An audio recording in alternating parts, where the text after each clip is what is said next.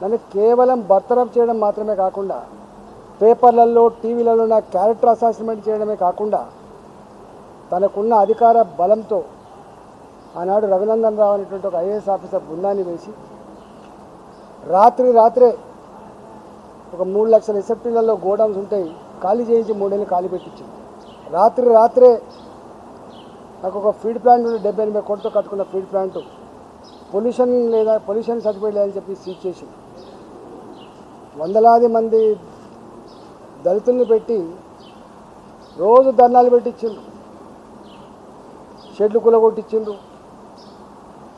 పొద్దున పూట సర్పంచ్ గారు ఇది అన్యాయం అని చెప్పింది, సాయంత్రం కల్లా డబ్బులు ఇచ్చి మేనేజ్ చేసి ఇది నిజమని చెప్పించింది.